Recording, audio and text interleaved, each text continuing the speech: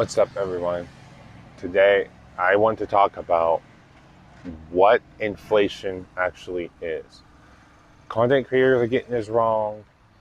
Too many people are getting it wrong, and at least in my corner of the internet, in my opinion, of course, because at the end of the day, I'm just one person who can say what he wants to believe. But inflation, how a lot of people are defining it, especially the Fed, is wrong.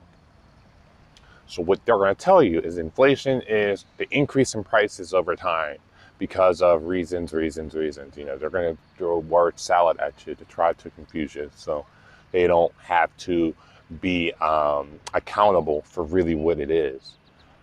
So that's the reason why they changed it, and that's why the definition of recessions change and politics. It has a lot to deal with it.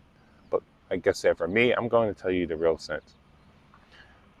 Inflation isn't, I'm going to say it again, isn't the increase in prices over time. Real inflation is the expansion of the money supply. And check how I said supply.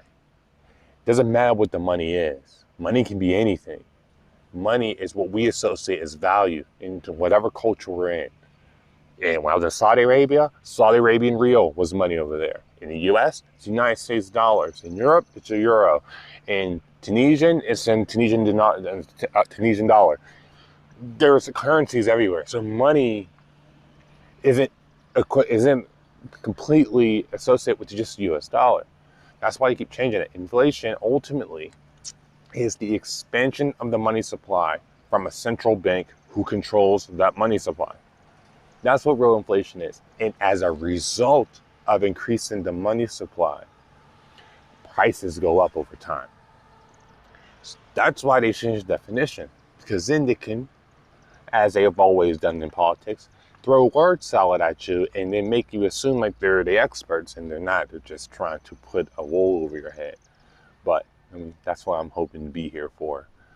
So when the central bank adds money into the money supply, the direct result of that, most times, is increasing prices, because the values of the goods, or the number or quantity or quality of the goods, hasn't changed. The only thing that's changed is there's more money now, which means, let's say I start with $1 trillion in the money supply. It's going around the globe. There's only 1 trillion US dollars. We'll use US dollars as an example.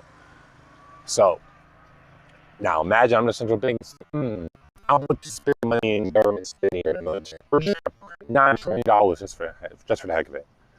And now there's $10 trillion out.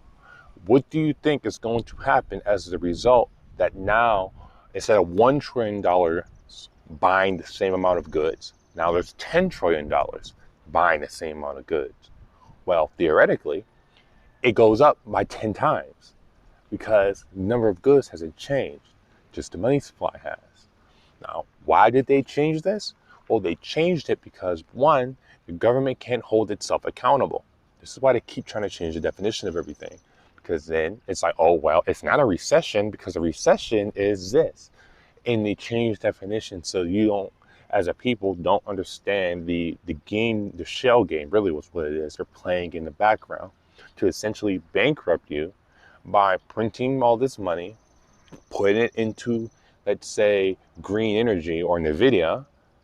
They buy shares of it, the price goes up, and then they sell and they're out. That's really how their game works. That's why they call it is legal insider trading. That's why. So it doesn't matter what your politicians will say to you. Inflation is a direct result when they decide to print money, like when those banks fell off a little bit about a month ago. What is it? I can't remember the name of the bank. SVB, that's it, SVB. When they collapse, instead of letting them go down and go to dust, no, they printed money to protect the banks. See, when you do that, direct result of printing money to protect the banks means, well, now there's more dollars out, which means we get the inflation we experience right now in essentially July of 2023. So, quick video. Didn't want to get too much about it, but I really wanted to explain this because for some reason everyone keeps saying the wrong definition, and I don't want to speak out this falsehood anymore.